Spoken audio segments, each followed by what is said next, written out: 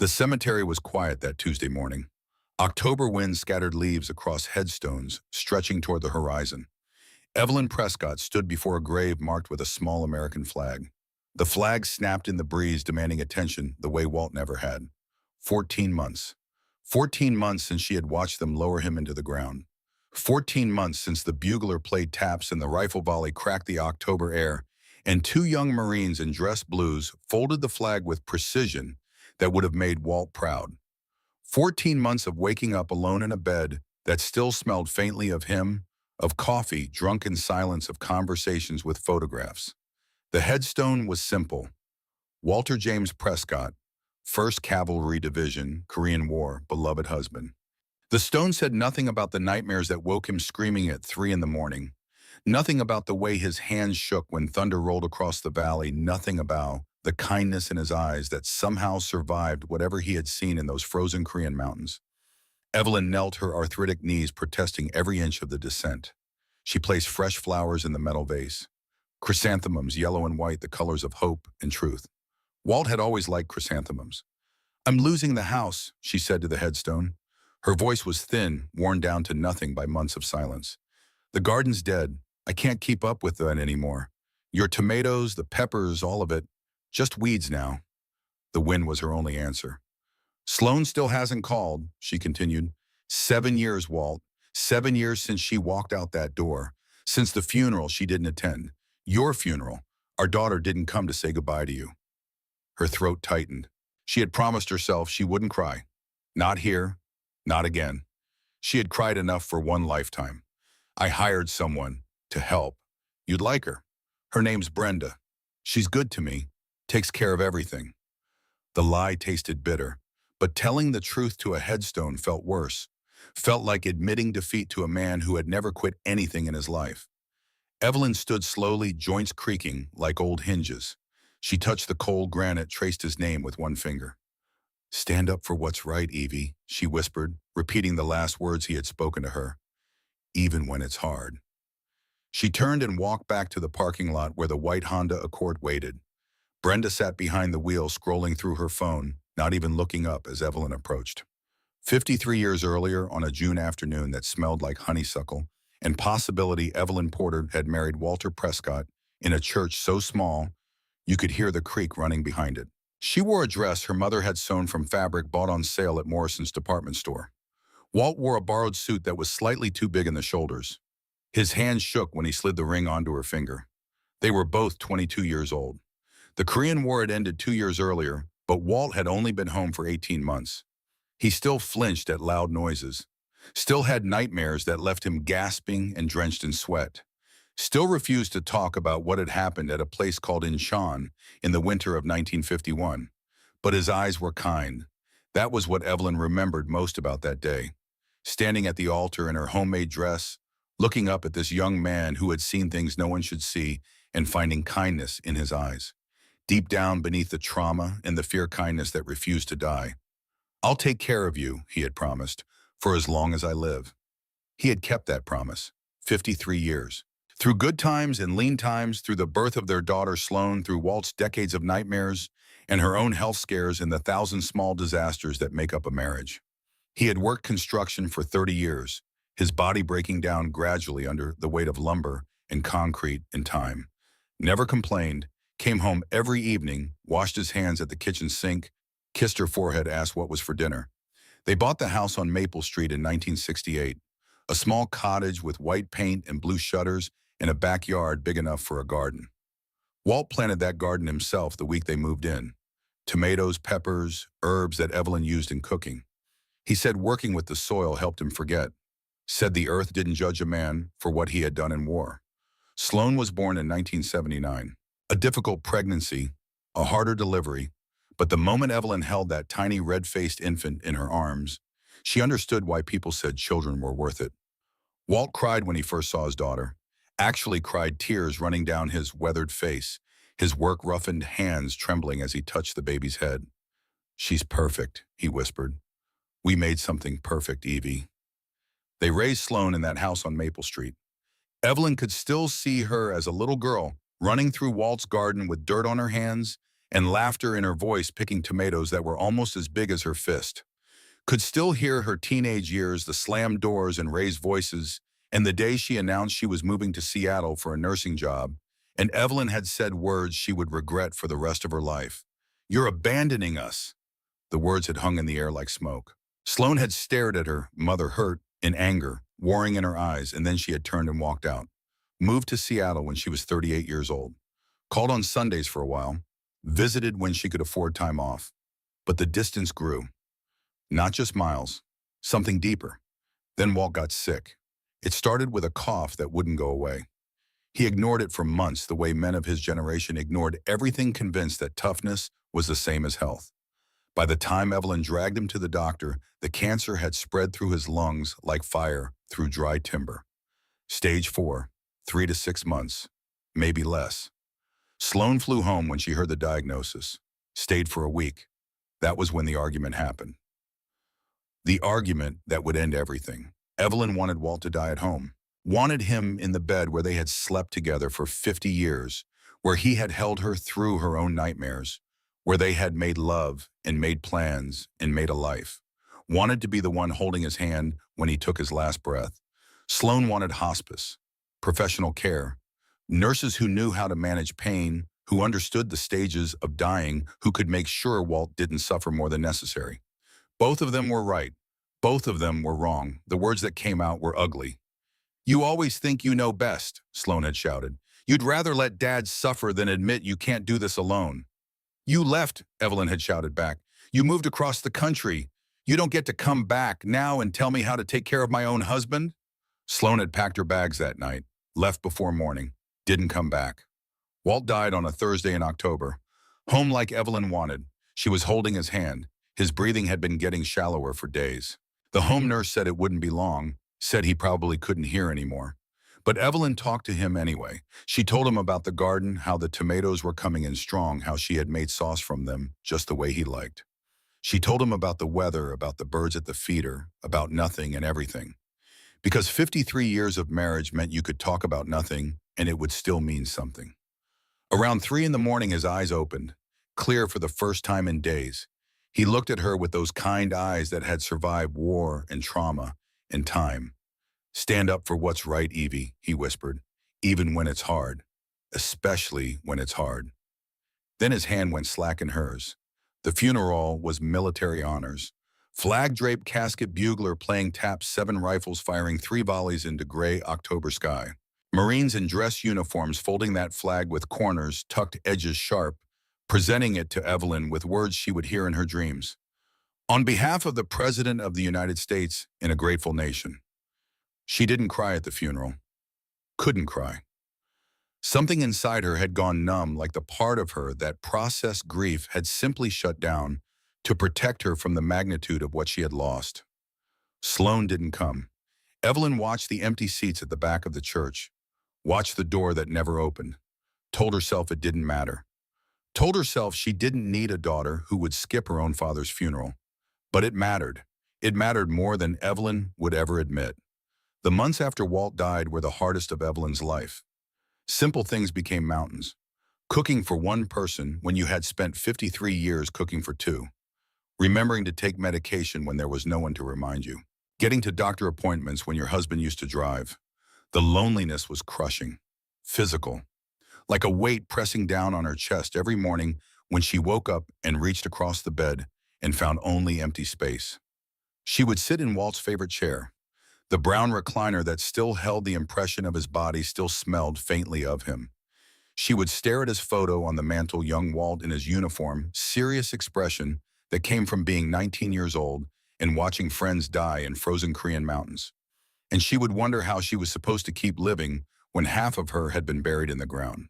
Walt's military pension came every month, $3,200. Reliable as sunrise, it was enough to live on. Covered the mortgage, bought groceries, kept the lights on. When Walt died, the pension transferred to her as his surviving spouse. The Department of Veterans Affairs sent a letter confirming it. That money was her lifeline. But money couldn't fix the forgetting. The first time Evelyn realized she hadn't eaten since breakfast, it was already past 9 at night. She had been sitting in Walt's chair for hours staring at nothing, and suddenly her stomach cramped with hunger, and she couldn't remember the last time food had touched her lips. The medication bottle sat on the kitchen counter. Metoprolol for the arrhythmia, pills for blood pressure, the little pink tablets that kept her heart beating in rhythm. Some days she forgot to take them. Some days she took them twice because she couldn't remember if she had already taken them. Her heart would flutter sometimes, irregular beats that felt like a bird trapped in her chest. The doctor had said the medication was essential.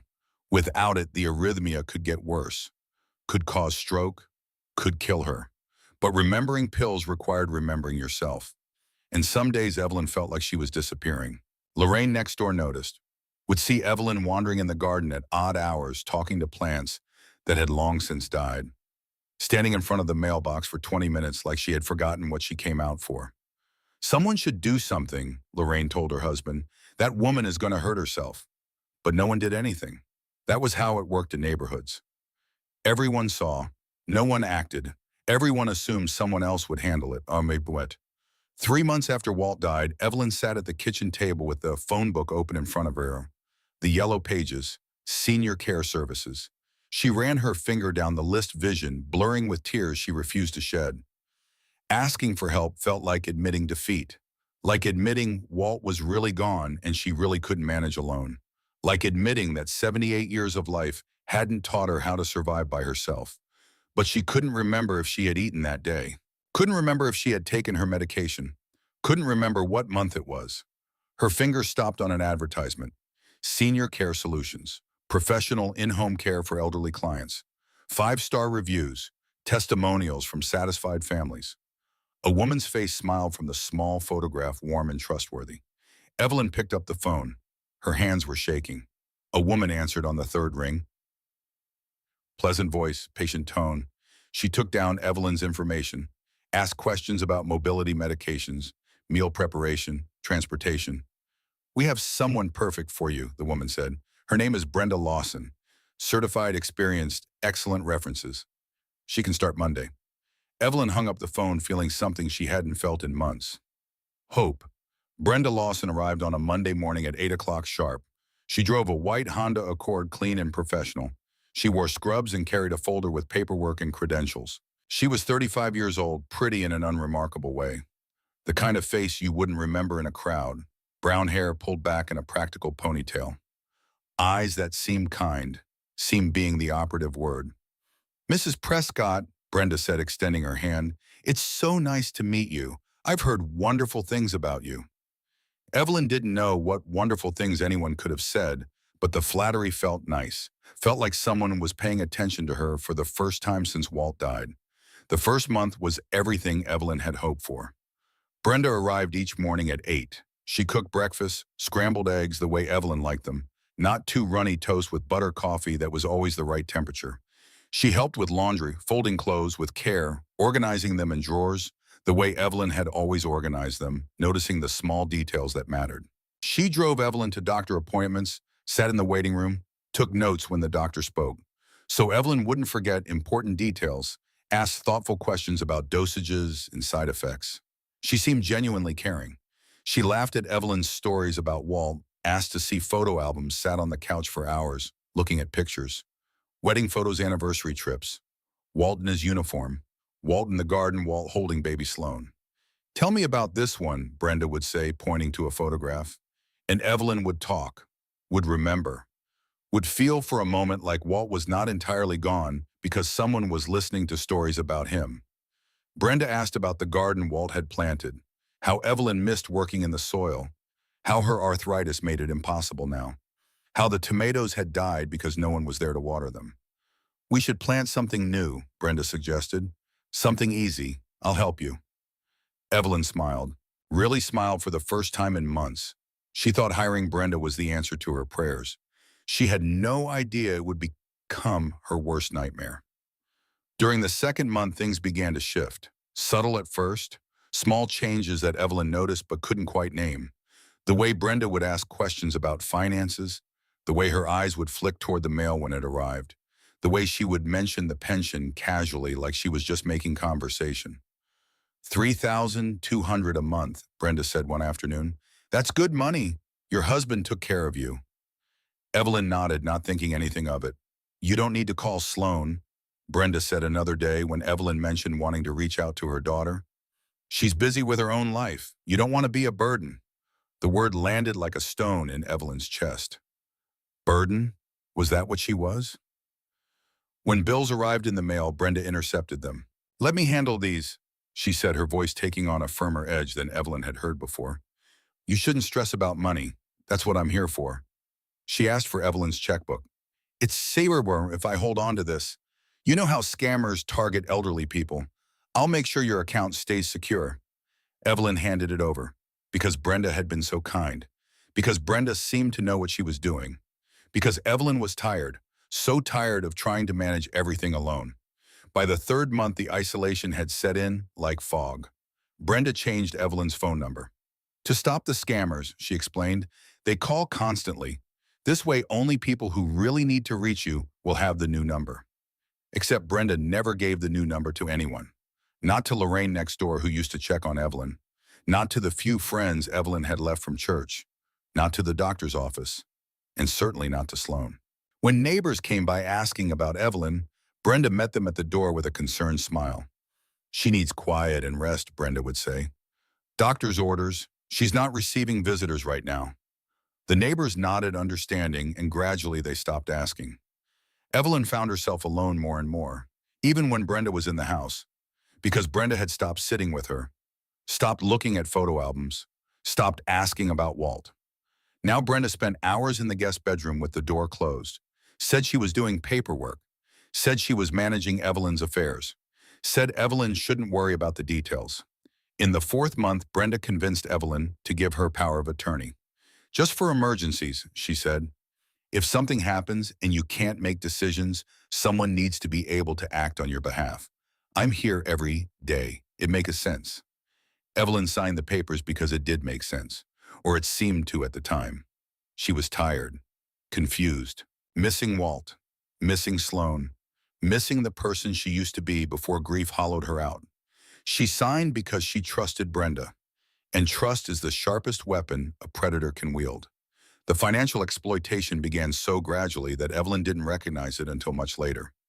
Walt's pension deposits went into an account Brenda now controlled. Evelyn's credit cards, the ones Brenda said she would keep secure, were being used for purchases Evelyn never made. Designer handbags from department stores.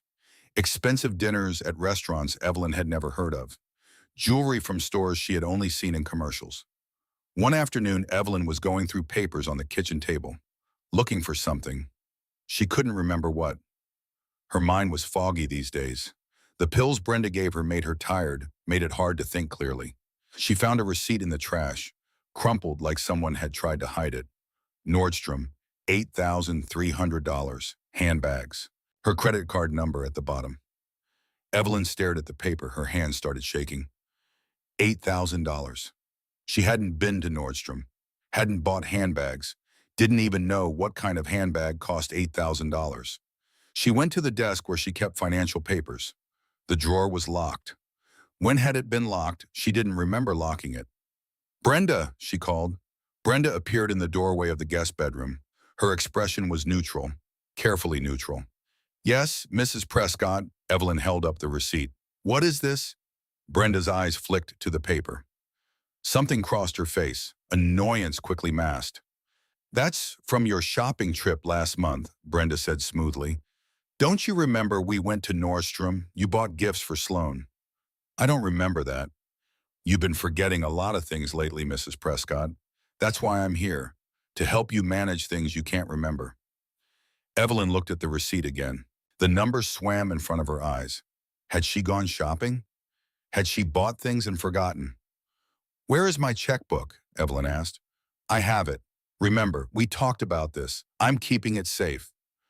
I want to see my bank statements. Brenda's expression hardened, just slightly, just enough. Mrs. Prescott, I manage your finances. That's what you hired me for. You don't need to worry about bank statements. Where is my money going? The question hung in the air. Brenda took a step forward, then another. She reached out and gripped Evelyn's wrist, hard enough that Evelyn cried out, Stop asking about money. Brenda hissed, her face close to Evelyn's. Those eyes that Evelyn had once thought were kind were now flat and cold. You're confused. You're old. You don't understand how finances work anymore. You're hurting me, Evelyn whispered. Brenda squeezed harder. If you're going to cause problems, maybe you don't need your medication today. She released Evelyn's wrist, walked to the counter where the pill bottles sat, picked them up, held them just out of reach. These pills keep you alive, Brenda said. Did you know that without them, your heart could just stop? Please, Evelyn said. I need those. Then stop asking questions. Brenda set the pills back down on the counter, walked out of the kitchen, left Evelyn standing there cradling her wrist, feeling the bruises already forming under her skin. That night, Evelyn heard sounds coming from her bedroom. Drill sounds, metal against wood. She got up, walked slowly down the hall, her heart pounding. Brenda was installing a lock on her bedroom door, a deadbolt, on the outside. What are you doing? Evelyn asked. Brenda looked up, smiled that same cold smile. For your own safety, Mrs. Prescott. You wander at night. I don't want you falling and hurting yourself. I don't wander. You do. You just don't remember. That's the problem with your condition. You forget things, important things. Brenda finished installing the lock, tested it. The mechanism clicked smoothly. There, she said, now you'll be safe. That night, after Brenda put Evelyn to bed like a child, Evelyn heard the lock click from the outside. She lay there in the dark, listening to that sound, the sound of captivity, the sound of her own home becoming a prison. She thought about getting up, trying the door, screaming for help. But who would hear Lorraine next door, Lorraine, who had stopped coming by because Brenda said Evelyn needed rest? So Evelyn lay in bed, counting ceiling cracks, listening to silence, feeling the weight of captivity pressing down on her chest. The lock clicked open in the morning. Brenda's face appeared in the doorway, that smile that no longer seemed warm. Good morning, Mrs. Prescott. Time to start another day.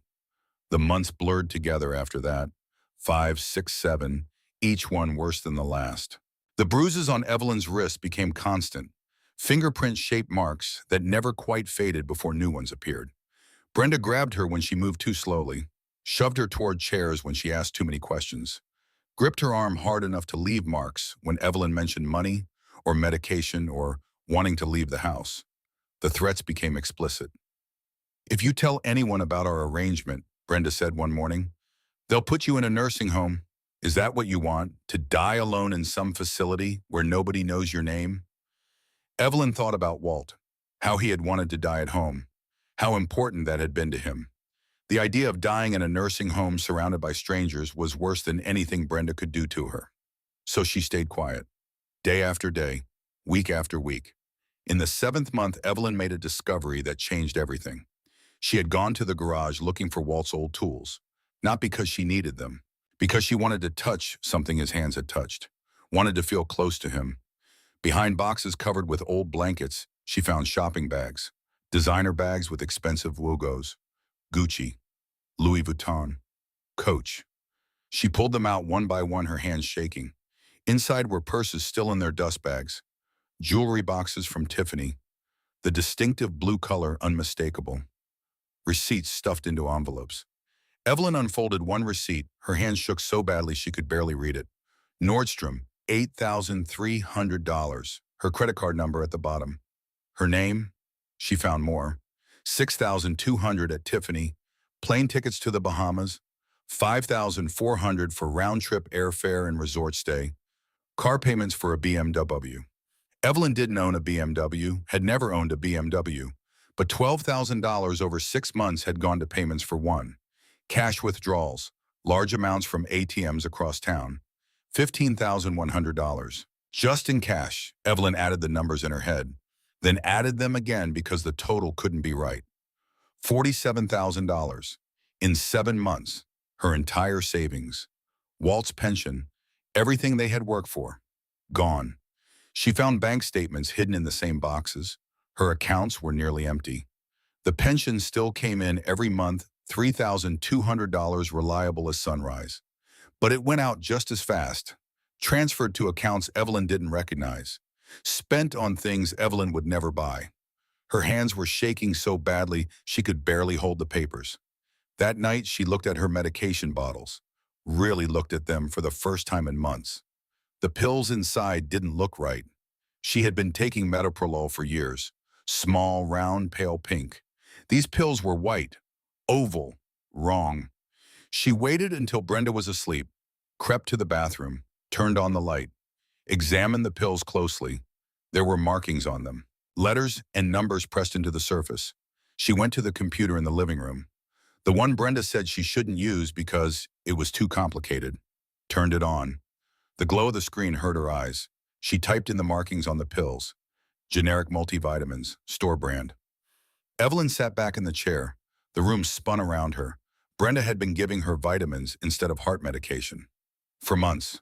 Evelyn's arrhythmia, her blood pressure, conditions that required daily medication to keep her alive, all managed with nothing but supplements and lies. She could have died. She could still die. Any day, without warning. Her heart could simply stop because the medication keeping it steady was gone. She thought about Helen Crawford and Frank Whitmore, the names she had seen in that folder, Brenda's previous clients, both dead within 6 months. Had they died the same way, heart stopping because their medication was replaced with placebos? Evelyn turned off the computer, sat in the dark. Her own heart was beating irregularly now. Flutter, skip, pause. Flutter, skip, pause. The rhythm of a dying machine. 184 days. That was how long Evelyn had been silent. 184 mornings of hearing that lock click open. 184 days of swallowing pills that did nothing. 184 nights of lying in bed, wondering if she would wake up. She thought about telling someone. The mail carrier who came every day. The neighbors she could sometimes see through the window. But Brenda's words echoed in her head. Who will believe you, a confused old woman versus a licensed professional? And Evelyn believed it, because when you're 78 years old and everyone around you treats you like you're already half gone, you start to believe that maybe you are. But on this Tuesday morning, something changed. Evelyn woke before dawn, the way she had woken every day since Walt died, lying in the dark, listening to silence, counting hours until Brenda would unlock the door. She thought about Walt. His voice came to her clearly, the way it hadn't come in months, like he was standing right there in the room with her. Stand up for what's right, Evie, even when it's hard. She thought about Sloane, her daughter somewhere in Seattle living a life Evelyn knew nothing about, probably thinking her mother had given up on her, probably thinking the silence was intentional. She thought about the garden, the tomatoes Walt had planted, the way his hands looked covered in soil, the pride in his eyes when he brought in the first ripe tomato of the season. I survived raising a daughter during hard times, Evelyn thought. I survived my husband going to war and coming back changed. I survived 53 years of marriage with all its joy and pain. I survived losing him. I survived the loneliness that came after. I didn't survive all that just to die in silence in my own home. The lock clicked open at 7:30. Brenda's face appeared in the doorway. That smile. Those eyes. Good morning, Mrs. Prescott. I'll be running errands today. I'll be back by 4. Evelyn nodded, said nothing. Let Brenda think everything was normal. The front door closed at 8:15. The lock clicked. For the first time in months, Evelyn was alone. Really alone. Without Brenda somewhere in the house.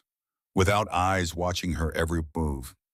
She sat in the stillness for several minutes, feeling the absence of Brenda's presence like a physical weight lifting off her shoulders. Then she moved. Slowly because her arthritis made every step hurt. But deliberately. With purpose she hadn't felt in months. She went to the hallway table, the drawer where she used to keep her address book. The old one, Timon. The one Walt had written in with his careful handwriting. She hadn't seen it since Brenda took over. Assumed it was gone like everything else. But it was still there, pushed to the back, covered by old newspapers. Brenda must have missed it. Evelyn opened the book. Walt's handwriting stared back at her. In case of emergency, he had written at the top of the first page. Below it, names and numbers, Sloane's number, the old one from before Brenda changed everything. Evelyn found the phone Brenda had given her, the one with the new number no one knew. She dialed Sloane. The automated voice told her the number was disconnected. She tried Lorraine. No answer. Each failed call felt like a door slamming shut. But then she remembered something. Earlier that week, Brenda had driven past Joe's diner on the way to the pharmacy.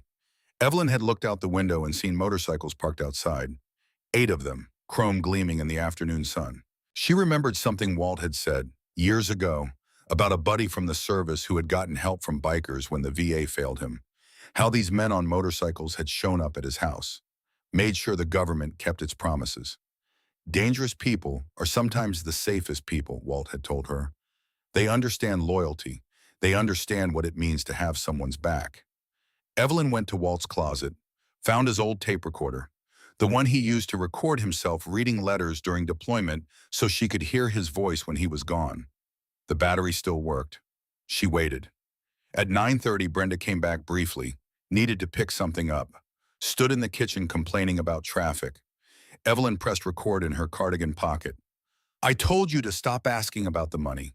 Brenda's voice was harsh. "If you mention it again, I'll make sure you regret it." The tape caught everything. Then Brenda left again, back to her errands, back to whatever life she lived outside these walls. Evelyn stopped the recording. She had evidence now, real evidence, not just bruises that could be explained away. A voice, threats, proof. She put on her cardigan, the blue one Walt had given her for Christmas 10 years ago. Wooden buttons. She grabbed the wedding photo from the mantel, found a scrap of paper, wrote in shaky handwriting, "If I don't come back." Brenda did it. She tucked the note under the couch cushion where Brenda wouldn't find it unless she was looking.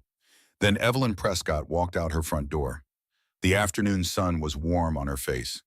The first time she had felt real sunlight in weeks.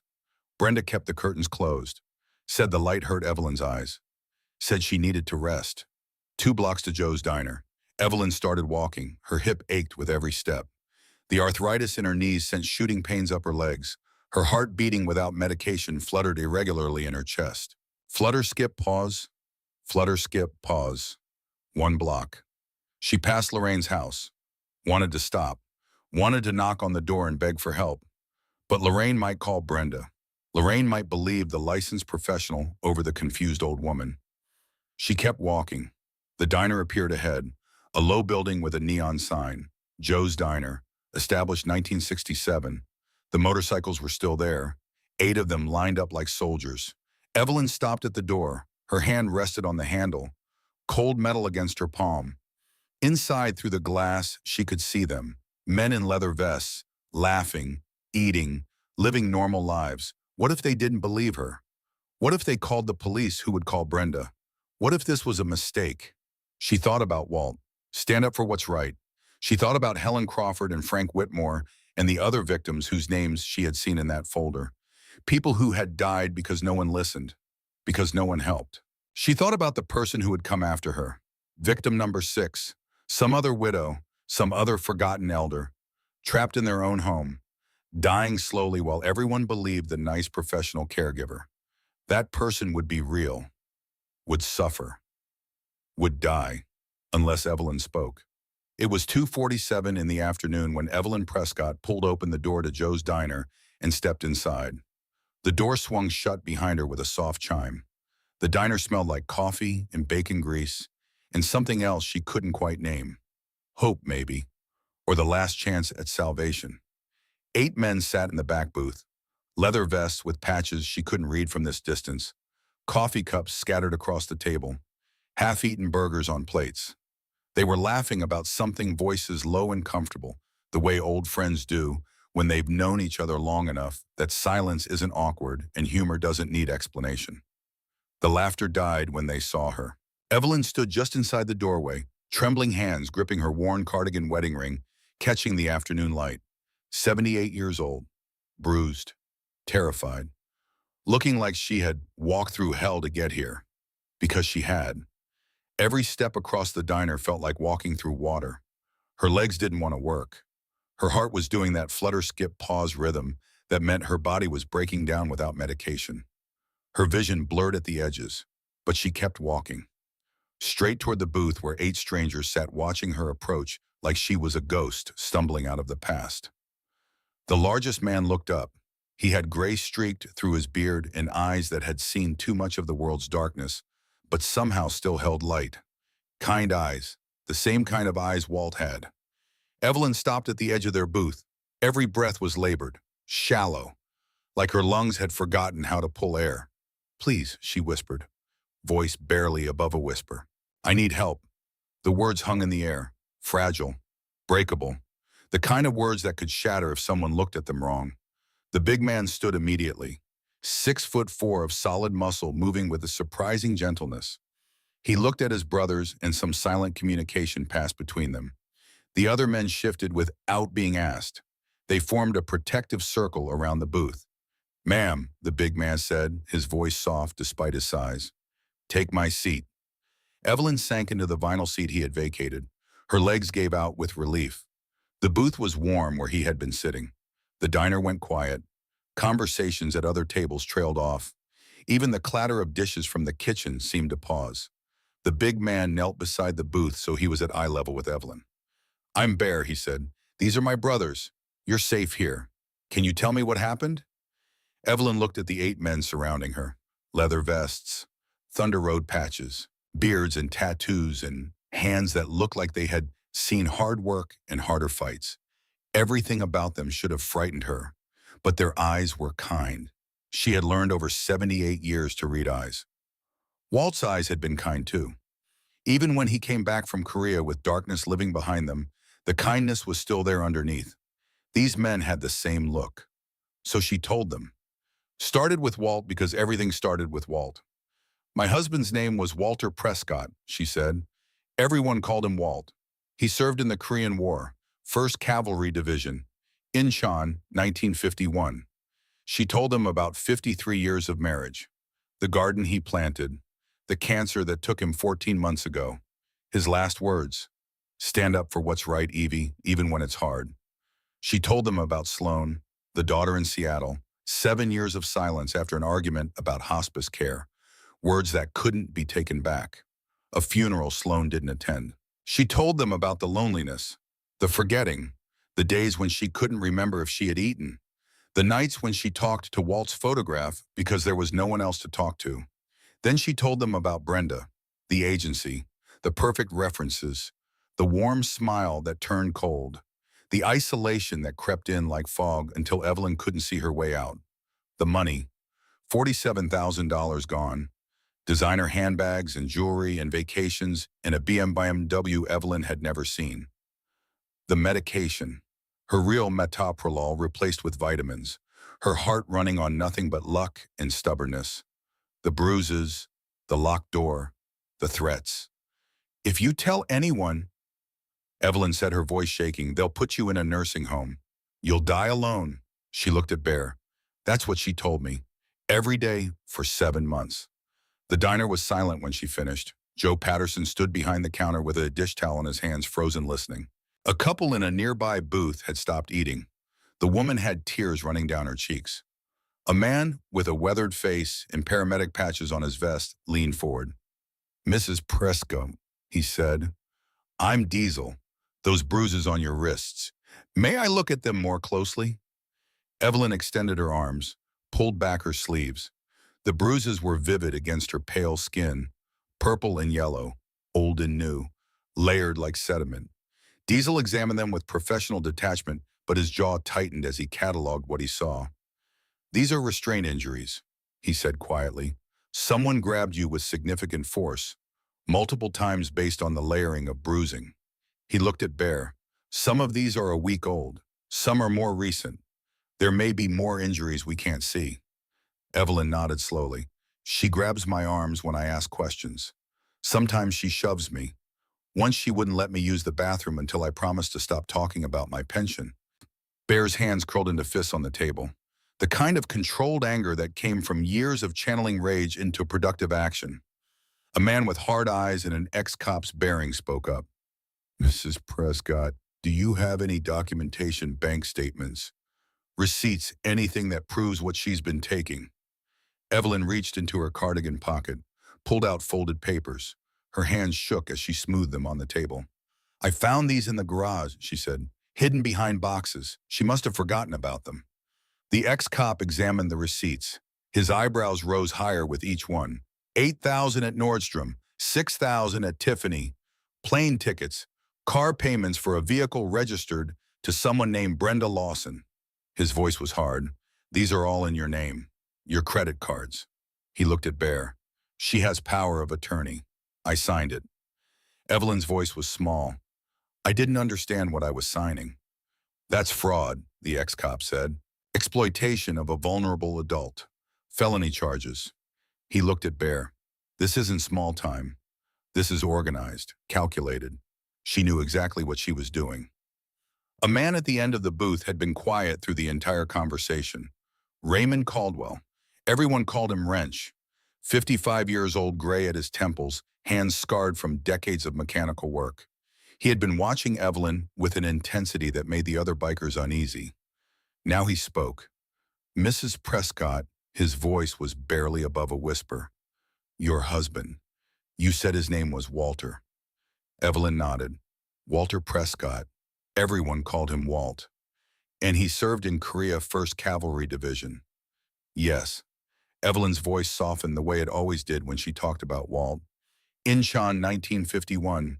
He never talked about it much, but I know it changed him. Wrench went absolutely still. The color drained from his face. His hands gripped the edge of the table hard enough that his knuckles turned white. What was his unit? Wrench asked. Evelyn thought for a moment. I'm not sure of the exact name. He mentioned the 7th Cavalry Regiment. Something about a task force. Task Force Caldwell. Theo. Wrench finished the sentence for her. Evelyn stared at him. Yes, how did you know that? The table went silent. Wrench's eyes were wet. This 55-year-old man who had survived combat in prison and decades of hard living was crying in a diner booth. My name is Raymond Caldwell, he said. The task force was named after my grandfather. He was the commanding officer. He paused. I served in Korea too. Same unit your husband served in. Different war, but I know the history. He stopped, took a breath. And I know the name Walter Prescott. Evelyn's heart stuttered in her chest. Flutter, skip, pause. Flutter, skip, pause. My father told me stories, Wrench continued, about a young soldier named Walt who saved his life at Incheon. Their APC took fire. Engine caught, started burning. My father was trapped inside. The hatch was jammed. He was going to burn to death. Wrench's voice cracked. Walt Prescott pulled him out, reached through the flames and grabbed him and dragged him through that hatch, even though the fire was spreading, even though he burned his own hands doing it. Never complained, never asked for recognition. He reached across the table, took Evelyn's hands in his. My father looked for Walt after the war. Lost track. Military records were a mess back then. Names got confused. People moved. He spent years trying to find the man who saved his life. Wrench's tears fell freely now. He never did. He died 10 years ago, still grateful, still talking about the soldier named Walt who pulled him from that burning APC. Evelyn was crying now, tears streaming down her weathered face. He never told me, she whispered. He never talked about what happened there. That's how men like him were, Wrench said. They did what was right because it was right. Not for recognition, not for thanks. He squeezed her hands. Mrs. Prescott, your husband saved my father's life in 1951. My father died, still grateful for that, still remembering. He looked at Bear. That means I owe your husband everything. And that means I owe you everything. He turned back to Evelyn. This woman is under my protection. Whatever she needs, whatever it takes, we do this. Bear nodded slowly. The connection had changed everything. What started as helping a stranger had become something deeper. A debt that stretched across generations. A promise made in fire and blood on a Korean battlefield in 1951. These men understood debts like that. They understood loyalty. Mrs. Prescott, Bear said, we're going to help you, all of us. But first I need you to answer one question. Evelyn wiped her eyes. What time does Brenda come back to your house? She checked the clock on the diner wall, squinted. Usually 4. It's 3:10 now. Bear looked at his brothers. We have 50 minutes. Let's move. Evelyn stood up from the booth. Her legs were steadier now, Something had shifted inside her. The fear was still there, but it was no longer alone. "I'm coming with you," she said. The bikers exchanged looks. "Mrs. Prescott," Bear said carefully, "it might be safer if you stayed here. Moose and Tiny can protect you while we go to your house and gather evidence." "No." The word came out stronger than Evelyn expected. "This is my fight. Walt taught me that you don't let other people fight your battles. You stand beside them, even when it's hard." She looked at Wrench. "Your father was trapped in that APC. Walt didn't wait outside while someone else pulled him out. He went in himself." Wrench smiled, a real smile. "She's got a point, Bear." Bear studied Evelyn for a long moment, saw something in her eyes that he recognized. The same steel he had seen in his mother before the nursing home system broke her. "All right," he said, "you come with us, but you stay close. You do exactly what we say." Evelyn nodded. "Moose and Tiny stay here," Bear continued. "Keep the booth. If anything goes wrong, we need a fallback position." The two largest bikers nodded. "Wrench, you call Sheriff Morrison. He knows us. We worked that domestic case with him 2 years ago. We need law enforcement aware before we get to the house." "On it." Wrench pulled out his phone. "Slider, you are a point on evidence collection. You know what to look for. Financial records, medication bottles, anything that documents the abuse." Slider was already making mental notes, the ex-cop and him cataloging what they would need for prosecution. "Diesel medical documentation. Those bruises need to be photographed and cataloged properly. If this goes to court, we need evidence that holds up." "Got my camera in the truck," Diesel said. Bear turned to Evelyn. "Mrs. Prescott, you know that house better than we do. You know where she hides things. You know her patterns. We're going to need your help." Evelyn straightened her shoulders. "I'll show you everything." They moved toward the door. Joe Patterson called out from behind the counter, "Bear, be careful." Bear looked back at the old man who had given them free coffee for years. "Always am Joe." They stepped out into the afternoon sun. The motorcycles gleamed in the parking lot, chrome and leather and the promise of justice. Bear led Evelyn to his truck, a black Ford F-250 that had seen better days but ran like a dream. He opened the passenger door for her. Sure, she climbed in, hands still shaking, heart still fluttering. But something new was burning in her chest. Hope. She hadn't felt hope in 184 days.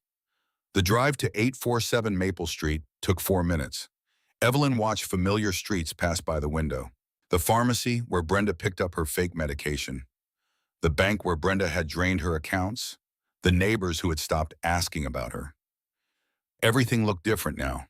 Sharper, more real, like she had been seeing the world through fog and someone had finally cleared the air. Bear parked 2 houses down from the cottage. The motorcycles pulled in behind him, engines cutting to silence. Wrench had gotten through to Sheriff Morrison. The sheriff was on his way, but stuck in traffic on the highway. 15 minutes out, maybe 20. They couldn't wait. Brenda would be back at 4. They had 38 minutes.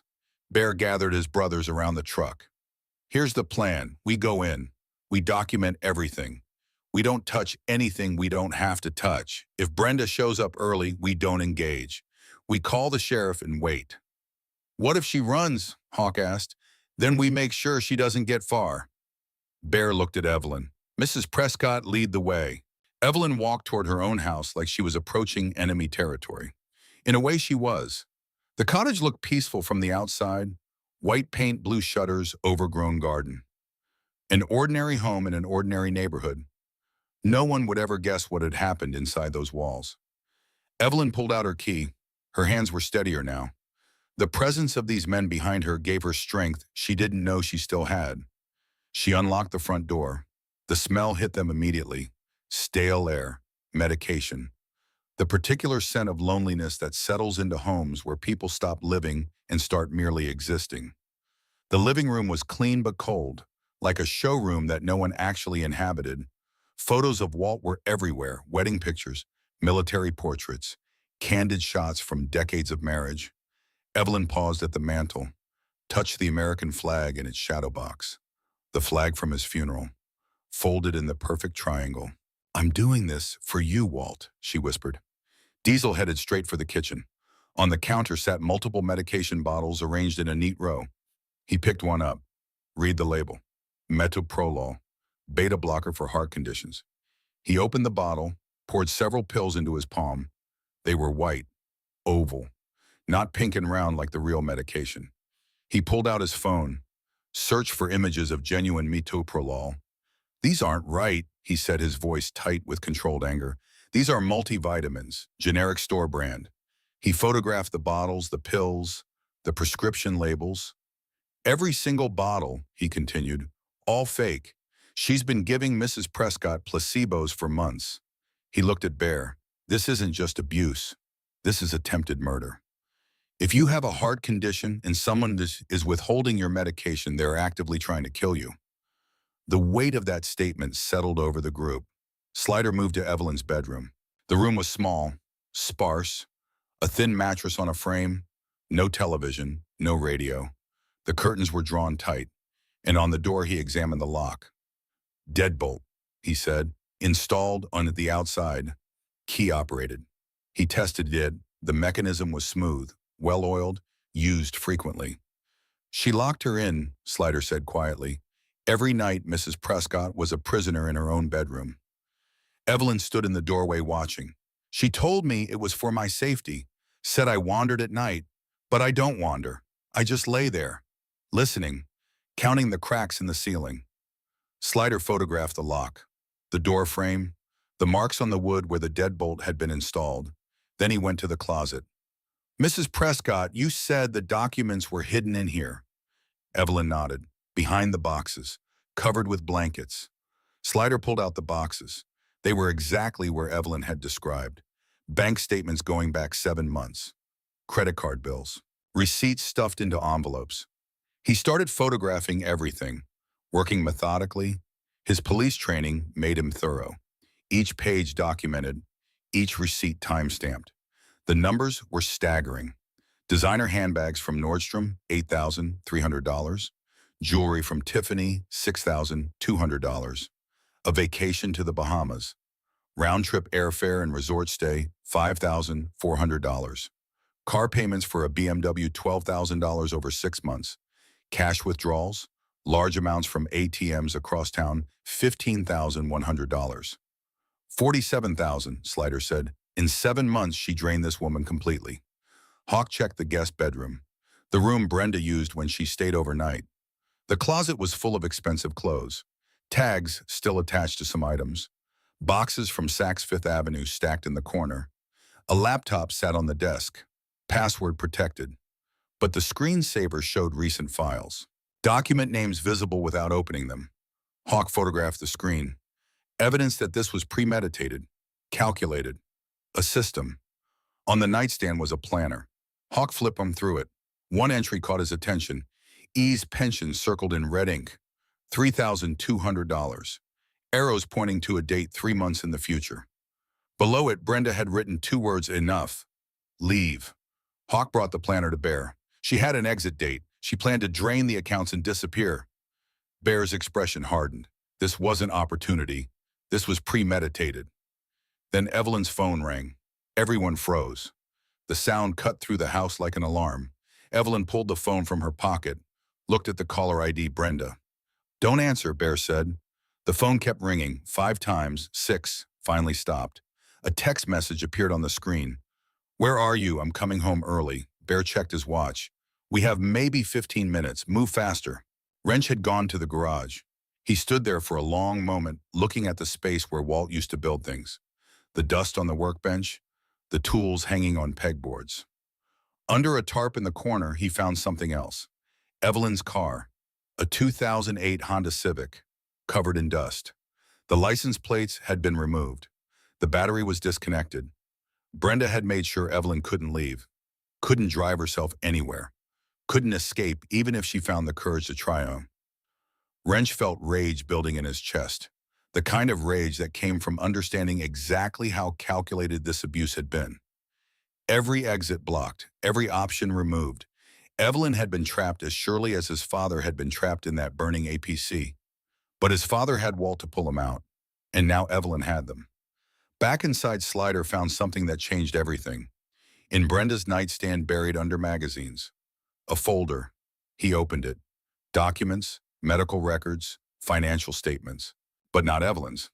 5 other names: Helen Crawford, age 81, Frank Whitmore, age 79, Dorothy Mitchell, age 76, Robert Hayes, age 82, Margaret Walsh, age 84.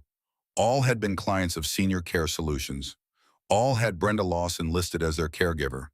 All had died within 6 months of Brenda starting work. All had similar financial patterns: depleted accounts, unusual purchases, large cash withdrawals. All deaths had been ruled natural causes. Slider's blood ran cold. "Bear," he said, his voice flat, "you need to see this." Bear came over, read the documents. His face went pale. "She's done this before," Slider said. "Evelyn isn't her first victim. These 5 people, Helen Crawford, Frank Whitmore, Dorothy Mitchell, Robert Hayes, Margaret Walsh, they all died under her care." He looked at Evelyn. "You were going to be number 6. Evelyn sat down heavily on the edge of Brenda's bed. "She killed them," she whispered. "We don't know for certain," Slider said, "but the pattern, the finances, the timing, it's identical to what she did to you, except you're still alive." "Because you asked for help," Wrench said. Evelyn thought about 184 days of silence, how close she had come to just accepting her fate, how easily she could have been Helen Crawford or Frank Whitmore or Dorothy Mitchell or Robert Hayes or Margaret Walsh. Dead in her own bed, diagnosis natural causes. Through the living room window, they could see a white Honda Accord turning onto Maple Street. "She's early," Hawk said. Everyone moved at once. "Nobody leaves this house." Bear took command. Wrench and Hawk back door, Slider front. Diesel stay with Mrs. Prescott. "What about me?" Evelyn asked. "You stay back. We don't know how she'll react."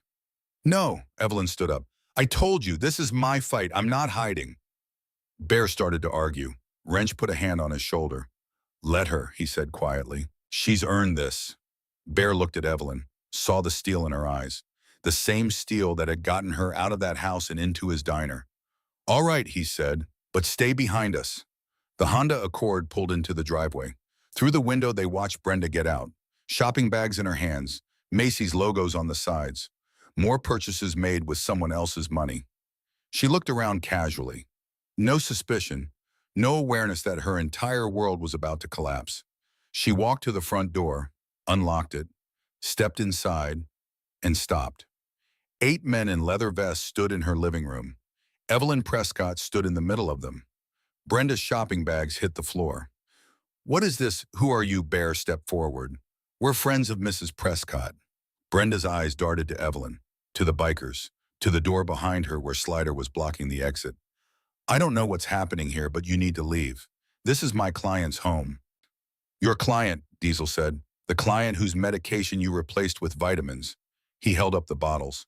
Brenda's mask flickered. "I don't know what you're talking about. Those are her prescriptions." "These are multivitamins," Diesel said. "I'm a former paramedic. I know the difference. Her real medication was in your bathroom. You kept her sick on purpose." Brenda took a step backward. You're confused." "She's confused. That's why I manage her care." Slider held up the bank statements. $47,000. Stolen from an elderly widow over 7 months.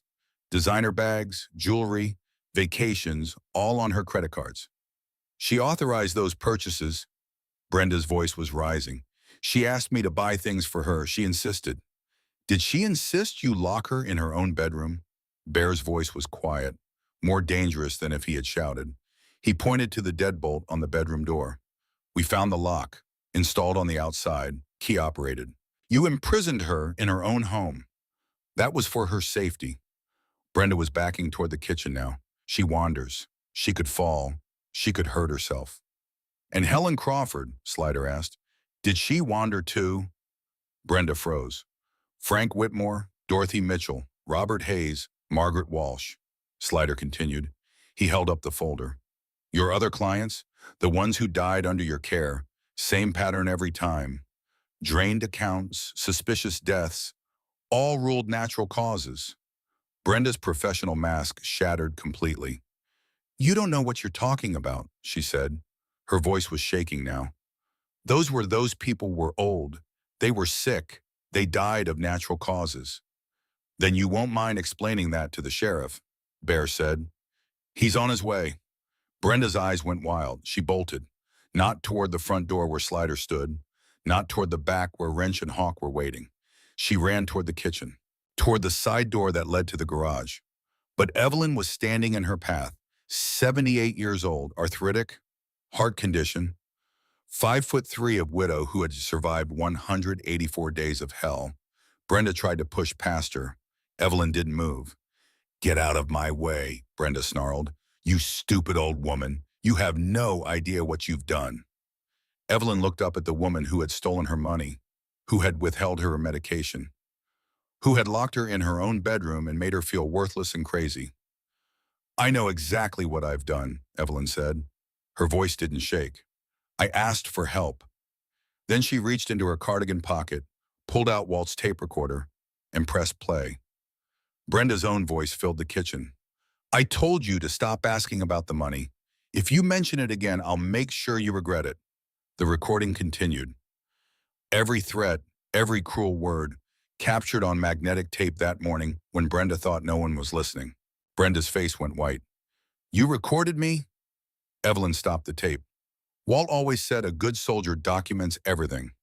Sirens grew closer. Blue and red lights flashed through the windows. Sheriff Morrison's patrol car pulled up outside. Behind him, another vehicle, an unmarked sedan. A woman in a suit stepped out. Detective Sarah Collins, Elder Abuse Task Force. She had been investigating Brenda Lawson for 6 months. Ever since Frank Whitmore's family filed a complaint, the case had stalled. Not enough evidence. Not enough living witnesses. Until now. Collins walked into the house, took in the scene. The bikers. The evidence spread across the table. Brenda Lawson trapped in the kitchen with nowhere to go. Mrs. Lawson, Collins said, we've been looking for you. Brenda started crying, one last professional performance. You don't understand, she sobbed. I was helping her. I was taking care of her.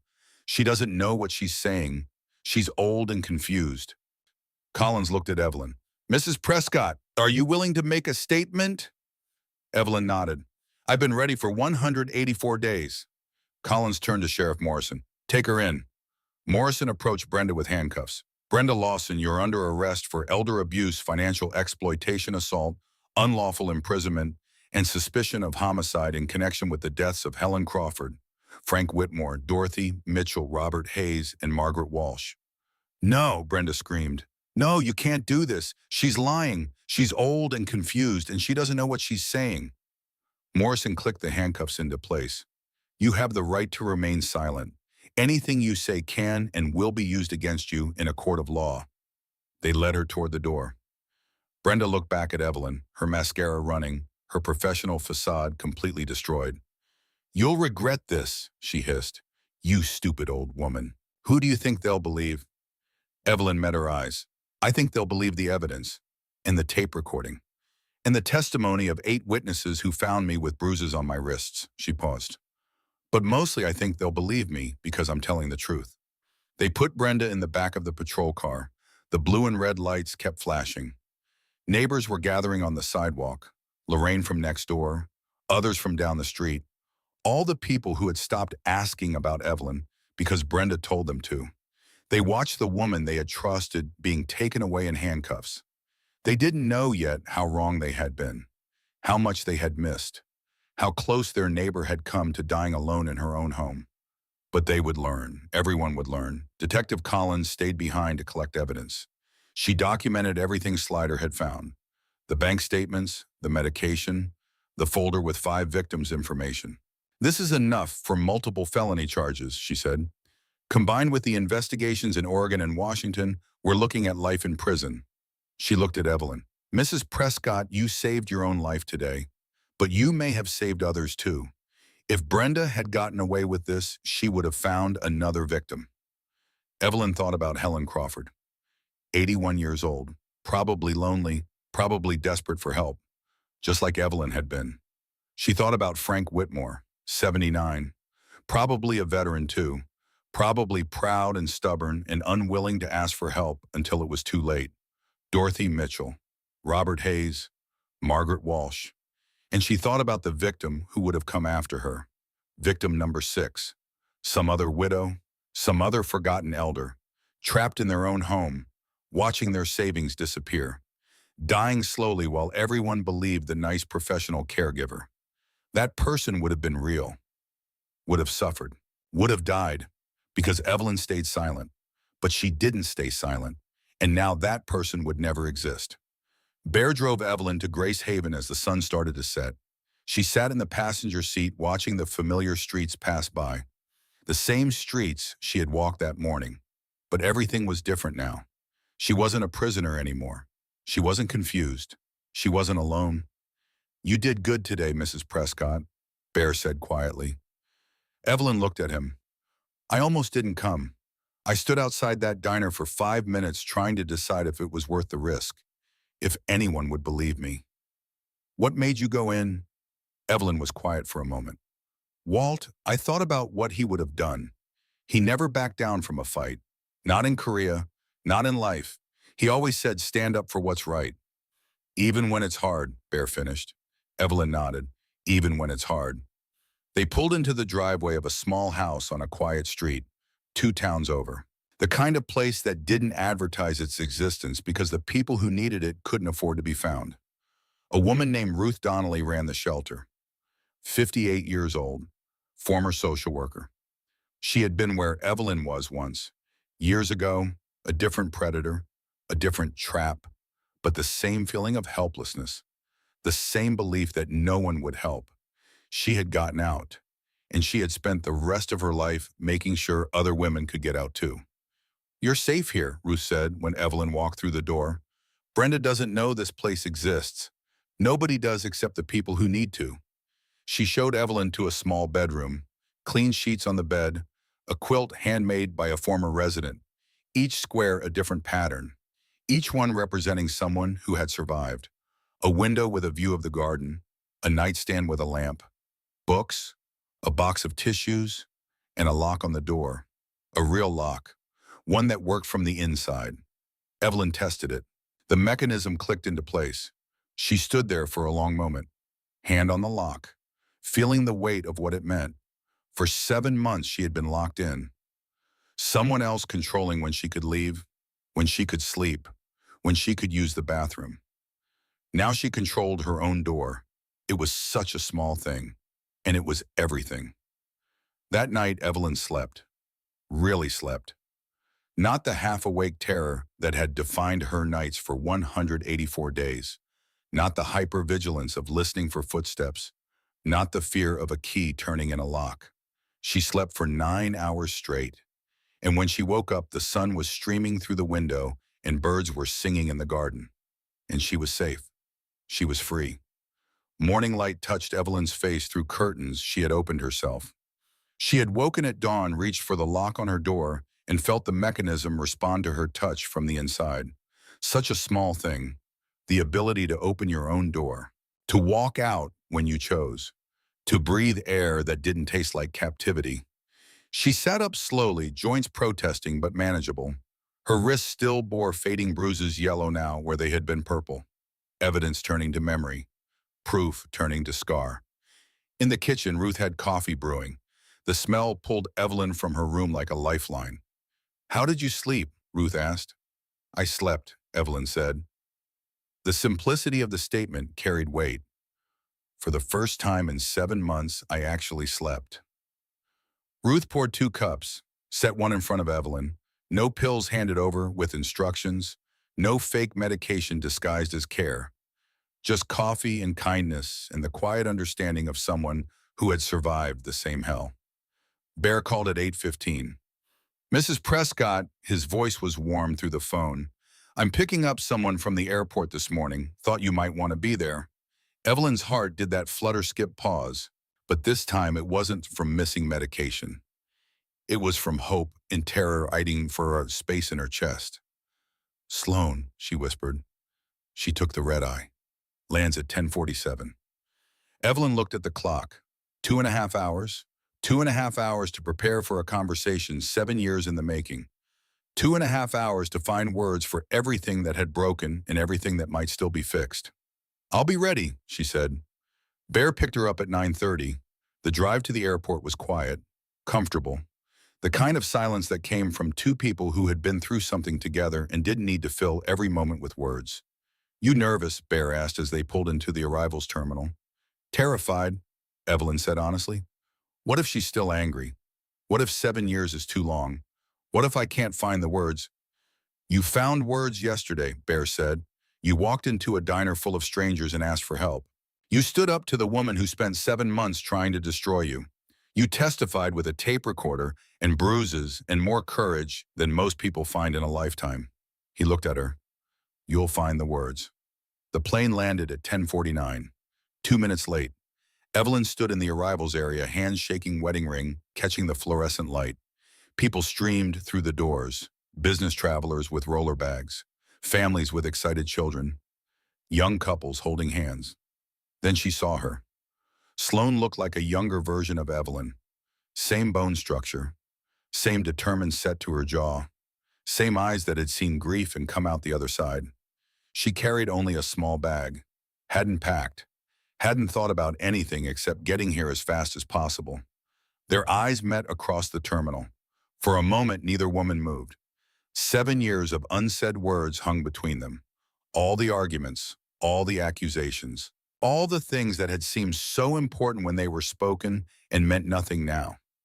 Then Sloane crossed the terminal, dropped her bag, wrapped her arms around her mother, and both of them were crying, holding each other like they were trying to make up for every hug they had missed, every phone call that never happened, every holiday spent alone. "I'm sorry, Mom," Sloane whispered into Evelyn's shoulder. "I'm so sorry for not coming to the funeral, for staying away so long, for not being there when you needed me." "I'm sorry too, baby," Evelyn whispered back, "for everything, for the things I said, for making you choose between your life and mine, for being too proud to call." They stayed like that for a longer time, two women who had lost each other finding their way back. Bear stood a respectful distance away, giving them space, his own eyes suspiciously wet.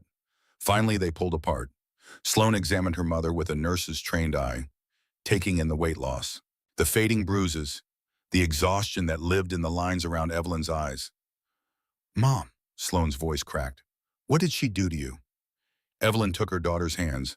"Let's go somewhere we can talk." They sat in a diner near the airport, not Joe's, somewhere neutral, somewhere without history. Bear excused himself, said he'd wait in the truck, gave them privacy they desperately needed. Over coffee that neither of them drank, Evelyn told Sloane everything. The loneliness after Walt died, the forgetting, the decision to hire help, Brenda's arrival like an answer to prayers, the first month of kindness that felt like salvation, then the shift, the isolation, the financial exploitation, the medication tampering, the locked bedroom door, the bruises, the threats. 184 days of silence. Sloane listened without interrupting. Her nurse's training kept her composed, but her hands gripped her coffee cup so tightly Evelyn worried it would shatter. "I tried to call you," Sloane said when Evelyn finished. "For months after Dad's funeral, I called. Your number was disconnected. I sent letters to the house. They all came back marked undeliverable." She looked at her mother with anguish in her eyes. "I thought you didn't want to talk to me anymore. I thought you'd written me off completely." "Brenda changed my number," Evelyn said softly. "Intercepted the mail. She isolated me from everyone, including you, especially you." "I should have come anyway," Sloane said. "I should have just shown up at the house. I should have known something was wrong." "You tried," Evelyn interrupted gently. "That's what matters. You tried to reach me. I know that now." She told Sloane about the bikers, about walking 2 blocks on arthritic legs and a failing heart because she had no other choice, about Bear and Wrench and the connection to Walt that stretched across decades and battlefields, about the evidence they found, the 5 other victims: Helen Crawford, Frank Whitmore, Dorothy Mitchell, Robert Hayes, Margaret Walsh. 5 people, Sloane whispered. "She killed 5 people.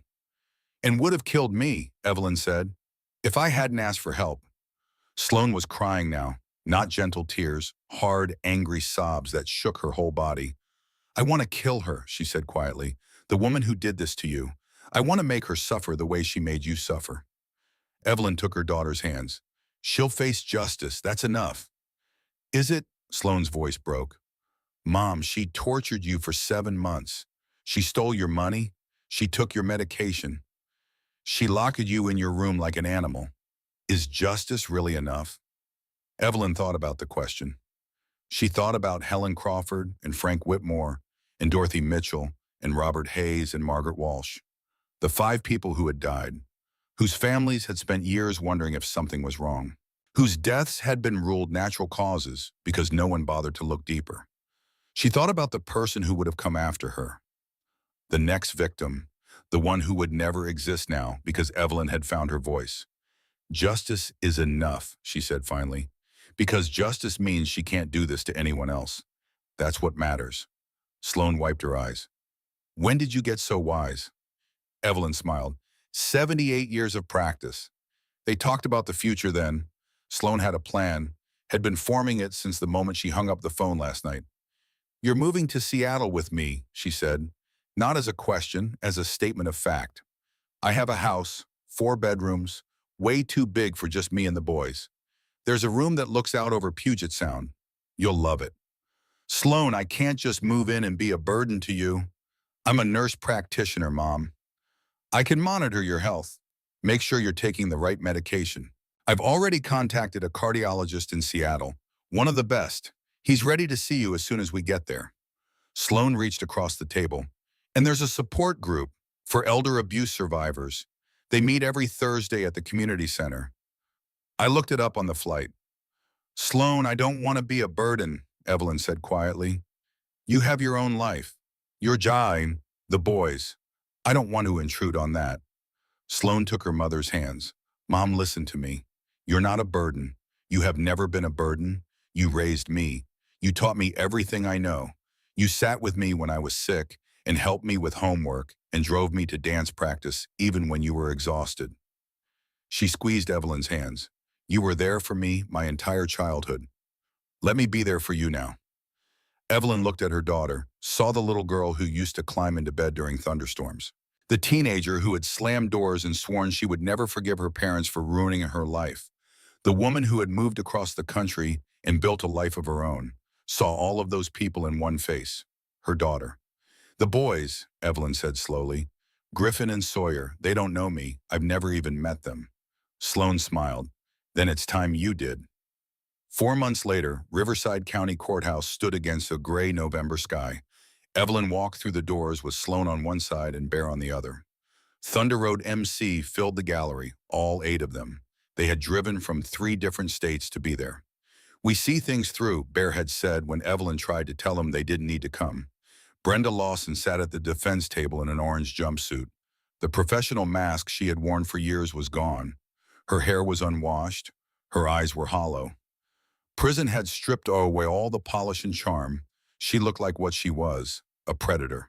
The prosecution presented their case methodically. Bank records showing $47,000 in unauthorized purchases. Credit card statements. Wire transfers. A complete financial autopsy of Evelyn's accounts. Medical experts testified about the medication tampering. Explained how giving a heart patient placebos instead of prescribed medication could cause cardiac arrest. Called it attempted murder. Called it torture. They read Brenda's journal entries aloud. The plan she had written down. The exit date she had circled.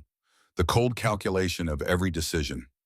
Detective Collins presented the evidence from the 5 victims, Helen Crawford, Frank Whitmore, Dorothy Mitchell, Robert Hayes, Margaret Walsh.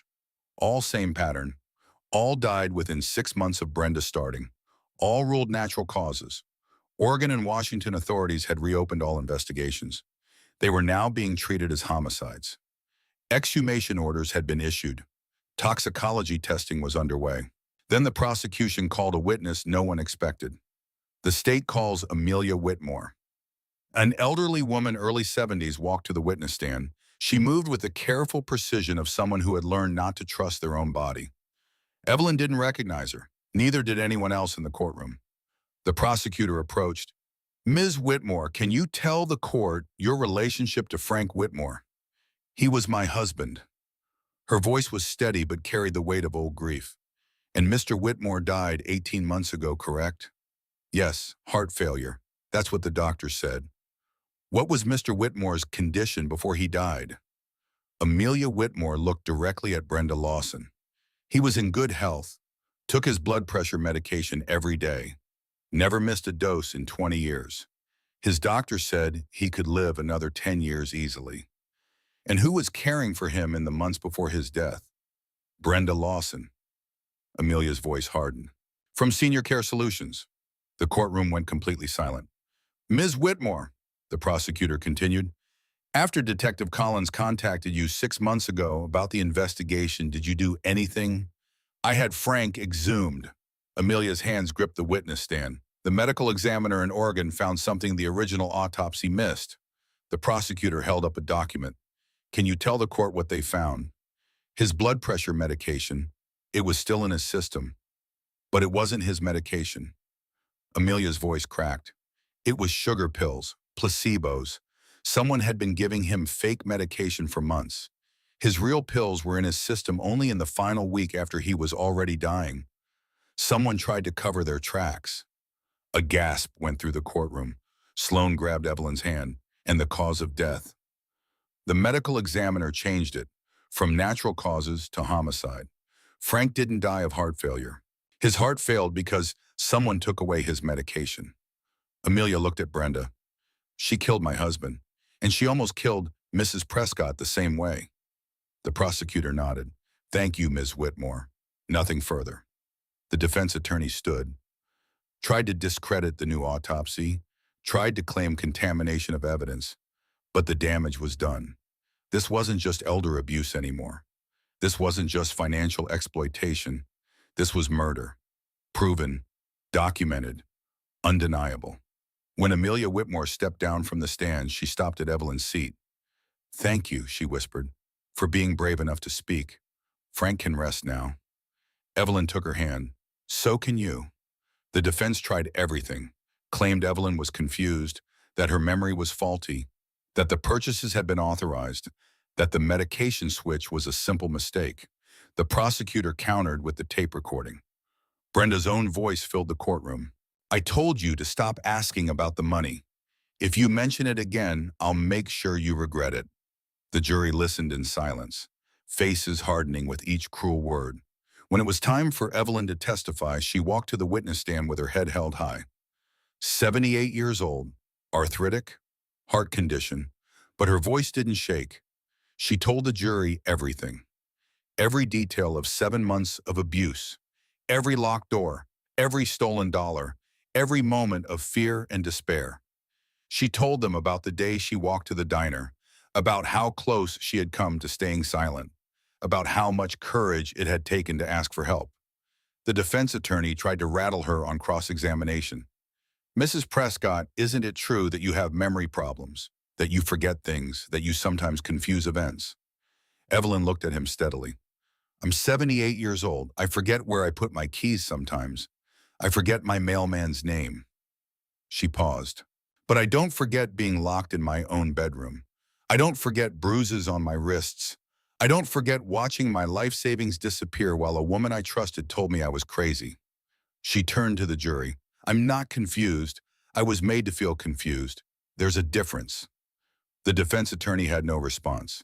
When the prosecutor asked if she had anything to add, Evelyn spoke directly to the jury. There were 5 other people: Helen Crawford, Frank Whitmore, Dorothy Mitchell, Robert Hayes, Margaret Walsh. They died under Brenda Lawson's care. They can't speak anymore. Their voices were silenced forever. She paused. Let the words sink in. But I can speak. I'm speaking for them, and I'm telling you the truth.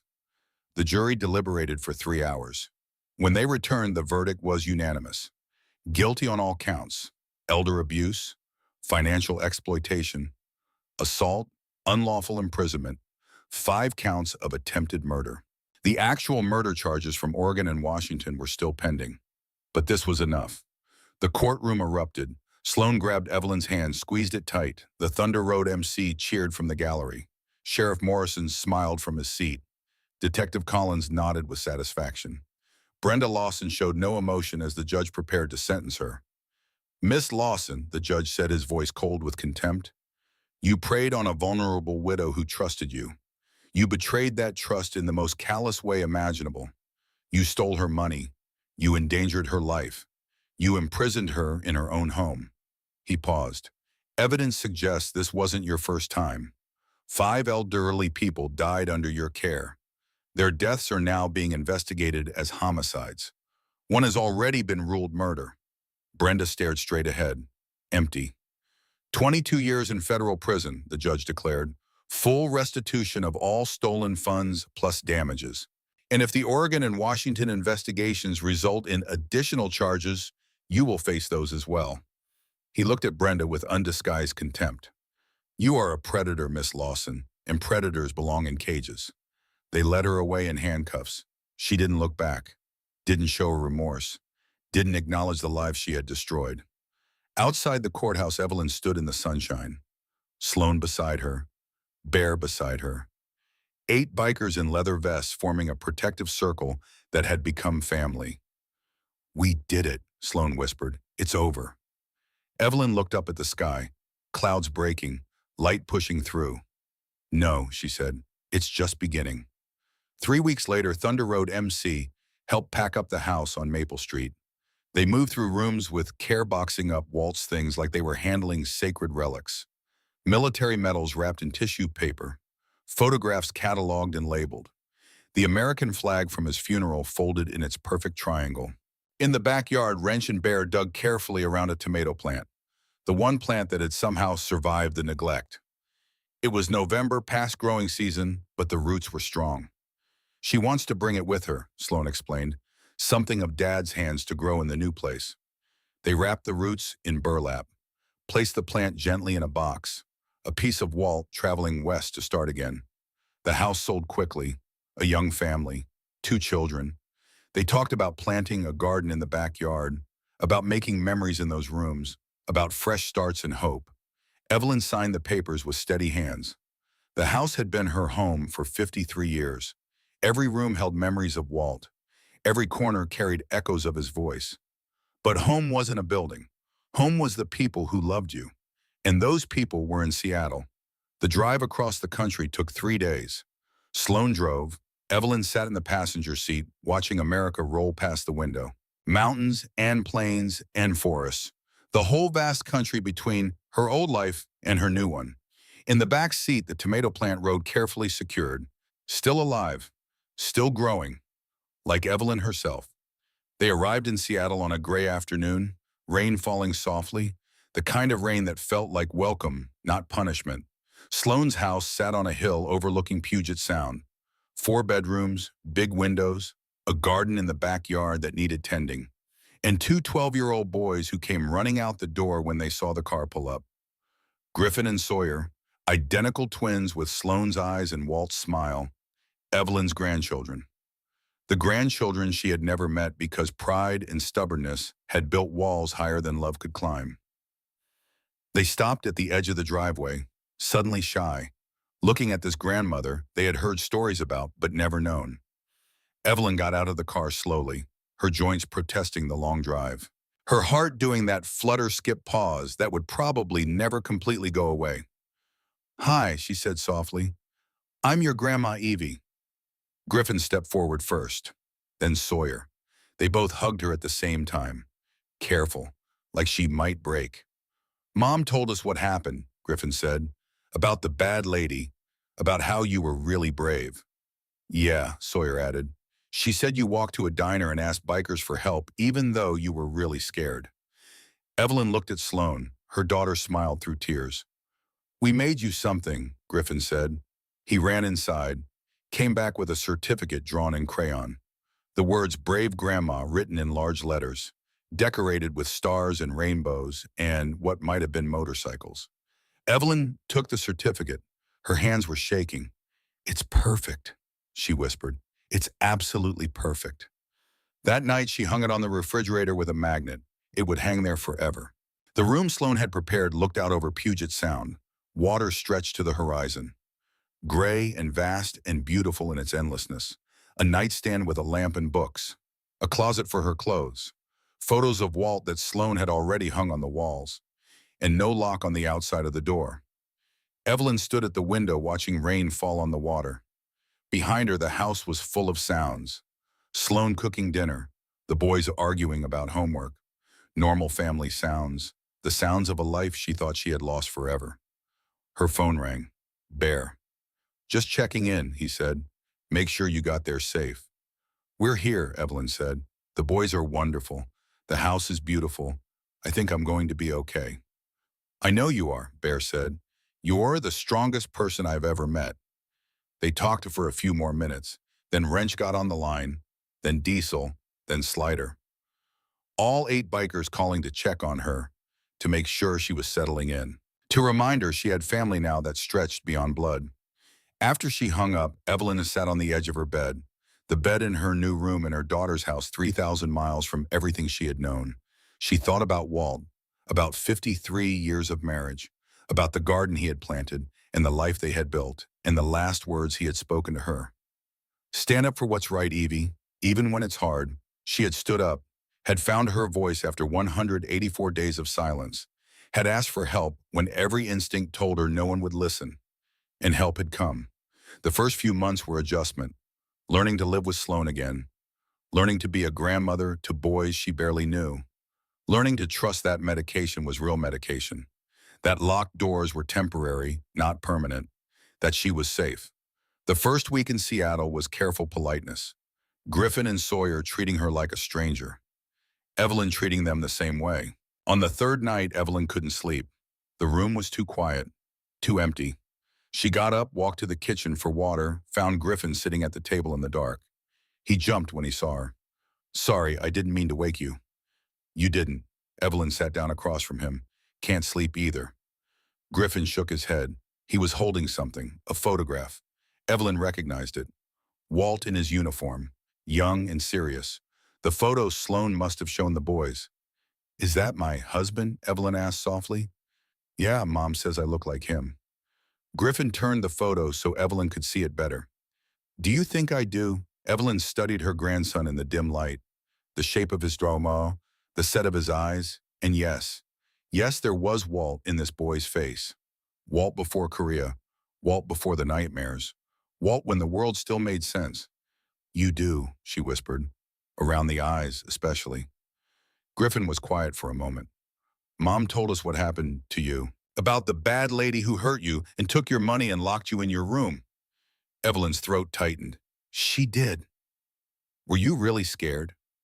The question was simple, honest, the way children ask questions before they learn to hide behind polite words. Yes, Evelyn said. I was terrified. But you asked for help anyway. Yes. Even though you thought nobody would believe you. Yes. Griffin looked at the photograph of Walt. Mom says Grandpa was brave too, that he saved someone's life in the war, even though he could have died. Evelyn felt tears forming. He did. Is that where you learned it, to be brave even when you're scared? Evelyn had never thought about it that way. But yes, that was exactly where she had learned it. 53 years of watching Walt wake up from nightmares. 53 years of watching him face every day to fight the darkness he carried. 53 years of witnessing quiet courage. Yes, she said, that's where I learned it. Griffin set the photograph down carefully. I'm glad you're here, Grandma Evie. I'm glad you were brave. He stood up, walked around the table, hugged her. Not the careful, polite hug from the driveway. A real hug. The kind that said family. The kind that said you belong here. When he pulled away, he picked up the photograph. Can I keep this in my room? Mom has copies. Of course, thanks. He started toward the hallway, then turned back. Grandma, yes. If you can't sleep, you can always come find me, or Sawyer. We're usually up late anyway. Mom doesn't need to know. He grinned, conspiratorial. And in that grin, Evelyn saw not just Walt, but herself. Saw Sloane as a child sneaking cookies before dinner. Saw the continuation of something she thought had ended. Deal, she whispered. Griffin went back to his room. Evelyn sat in the dark kitchen for a long time, feeling less alone than she had in months. The next morning, Sawyer appeared at her door while she was unpacking. He held a worn baseball glove. Grandma Evie, Mom says you used to take her to baseball games when she was little. I did. Evelyn smiled at the memory. Your grandfather loved baseball. We'd go every summer. Would you maybe want to play catch with me sometime? I'm trying to make the team at school, but I'm not very good yet. Evelyn looked at this boy, this stranger who was family, who was asking her not out of obligation, but genuine want. I'd love to, she said, and she meant it. Therapy twice a month with a woman who specialized in elder abuse trauma. Support group on Thursdays with other survivors who understood what it meant to be betrayed by someone you trusted with your life. The nightmares came less frequently as time passed. She still woke sometimes hearing a key turn in a lock. Still had moments of panic when Sloane asked to hold her checkbook. Still flinched when anyone reached for her wrist. But healing was happening. Slowly. In increments too small to measure day by day but undeniable over months. Her relationship with Sloane deepened. They cooked together using Walt's old recipes. Told stories about him over dinner. Kept his memory alive in the small rituals of daily life. They talked about the 7 years they had lost. The argument that had driven them apart. The funerals and holidays and ordinary days that had passed without each other. I wasted so much time being angry, Sloane said one evening as they washed dishes together. We both did, Evelyn said gently. But we have time now. That's what matters. In the spring, they planted Walt's tomato plant in the backyard garden. It took root in Seattle soil, grew strong, produced fruit by summer, red and ripe and tasting like home. Evelyn worked that garden the way Walt had worked his, hands in the soil, finding peace in the earth that didn't judge, growing things that proved life could continue even after devastating loss. Griffin and Sawyer helped. They learned to plant seeds and pull weeds and recognize when tomatoes were ready for picking. They listened to Evelyn's stories about their grandfather, about the war he never talked about, and the kindness in his eyes and the way he had loved their mother. He would have loved you both, Evelyn told them one afternoon as they picked peppers. Would have taught you everything he knew about growing things. Tell us about Korea, Griffin said, about how Grandpa saved that man's life. So Evelyn told them about Incheon in 1951, about the burning APC and the jammed hatch and the young soldier named Walt who pulled another man from the flames, about Wrench's father who spent the rest of his life grateful for a rescue he never got to repay. That's why Wrench helped you, right? Sawyer asked. Because Grandpa helped his dad. That's part of it, Evelyn said. But mostly he helped because that's who he is. Sometimes the most dangerous-looking people are the safest. Sometimes strangers become family. In the fall, Evelyn started volunteering at the Seattle Elder Justice Center, 3 afternoons a week. She answered the abuse hotline, talked to people who were where she had been, scared, trapped, believing no one would help. She told them her story every time. I was silent for 184 days, she would say. I thought I was too old to matter, too confused to be believed. I thought I would die in that house, and no one would ever know the truth. She would pause, let them hear the echo of their own fear in her words. But I was wrong. I asked for help, and help came. In 2 years, she personally helped 6 people escape situations like hers. 6 people who might have died. 6 people who might have been the next Helen Crawford, or Frank Whitmore, or Dorothy Mitchell, or Robert Hayes, or Margaret Walsh. 6 people who were alive because Evelyn Prescott had found her voice and refused to be silent. Thunder Road MC stayed in touch. Bear called once a month, video calls where Evelyn showed him the garden and he showed her whatever motorcycle he was working on. They would talk for hours about healing and justice and the strange paths that brought people together. Wrench called too.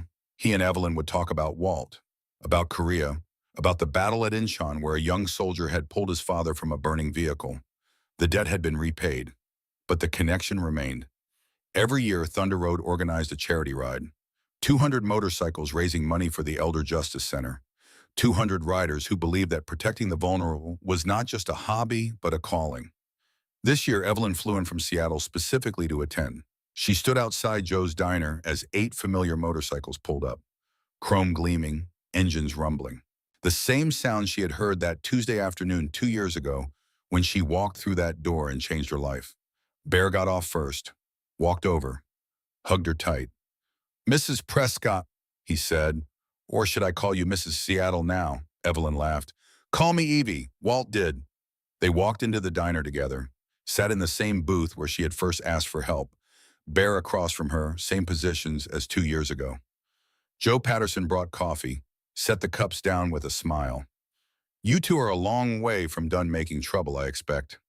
Bear grinned. Wouldn't have it any other way, Joe. They sat in comfortable silence for a moment, watching the diner fill with riders, watching the community gather for something bigger than themselves. You ever regret it? Bear asked finally, asking us for help. Evelyn was quiet for a moment. Every single day. Bear's face fell. Evelyn smiled. I regret not doing it sooner. I had 184 days of hell because I was too scared to walk through that door, too convinced that nobody would believe me, too afraid to trust strangers. She looked at Bear. But you weren't strangers. Not really. You were people who understood what it meant to protect someone who couldn't protect themselves. You were exactly what I needed. She paused. I just wish I'd found you sooner. Bear wiped his eyes. Tough old man pretending not to cry in a diner booth. You found us when you were ready. That's what matters. 200 motorcycles participated in the charity ride that day. Evelyn rode in a sidecar attached to Bear's motorcycle. Wind in her hair, sun on her face, the roar of engines all around her. She thought about Walt. He would have loved this, would have been right there beside her, probably on his own motorcycle, probably laughing at the absurdity of his 78-year-old wife riding with a biker gang. But he would have understood. He always understood. At the rally, Evelyn spoke to the crowd. She stood at a microphone in front of 200 riders, in front of families and volunteers and reporters, in front of everyone who had gathered to support the Elder Justice Center. I was 78 years old when I walked into Joe's diner, she said. I had bruises on my wrists and fear in my heart. I was convinced that nobody would believe me. I thought I was too old, too confused, too worthless to save. She paused. That's what my abuser wanted me to think. That's what abusers always want their victims to think. She looked out at the crowd. But I was wrong. I asked 8 strangers for help, and they said yes. They didn't ask what I could give them in return. They didn't question whether I deserved their help. They just said yes. She took a breath.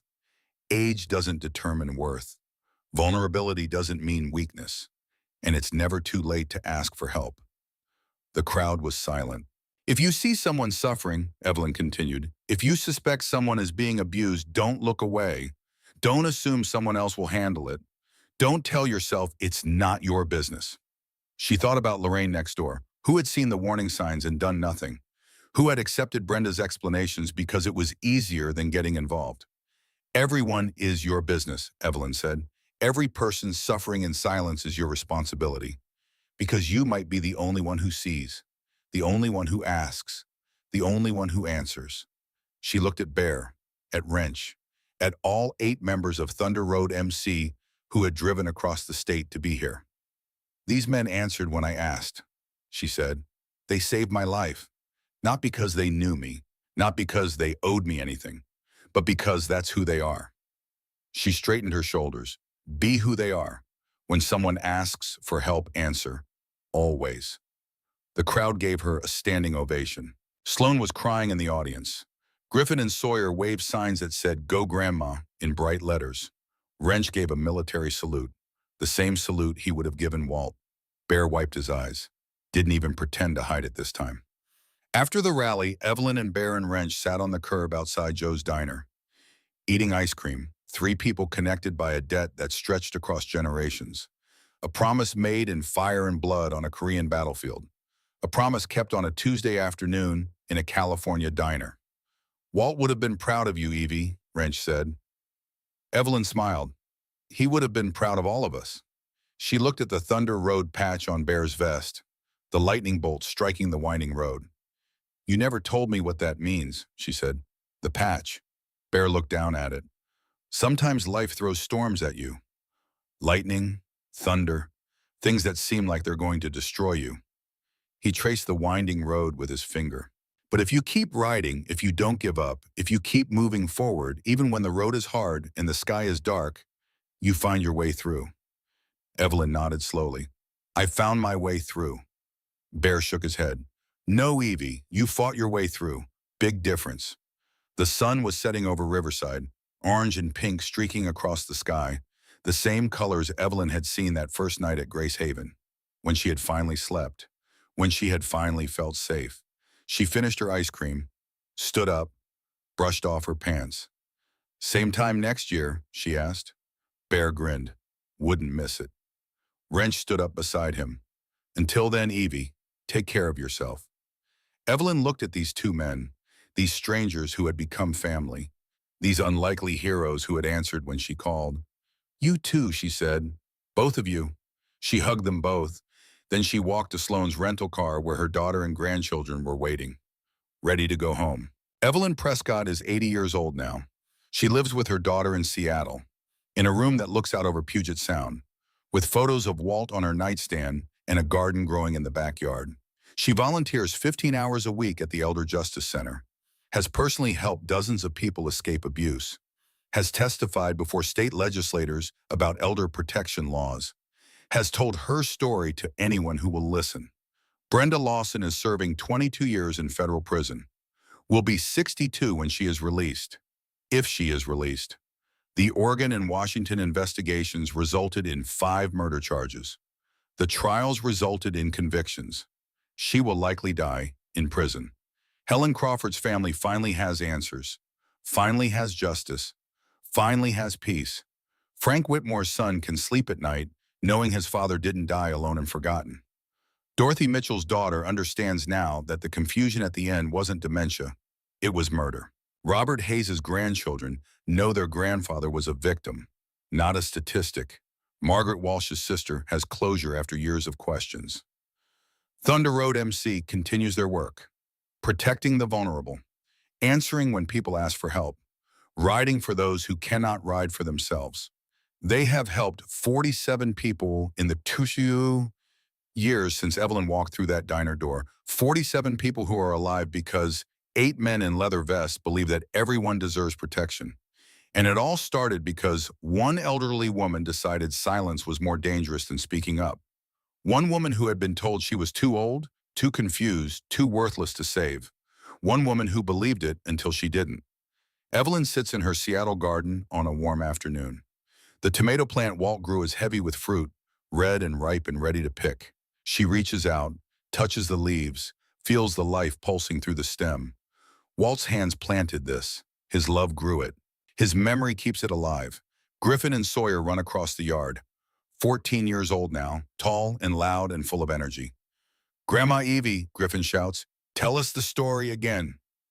Yeah, Sawyer adds, the one about the motorcycles. Evelyn smiles, sets down her gardening tools, wipes her hands on her apron. Come here, she says. Sit with me. The boys settle onto the grass beside her. Once upon a time, Evelyn begins, there was a woman who was very scared. She had been hurt by someone she trusted, and she thought no one would help her. What happened? Griffin asks.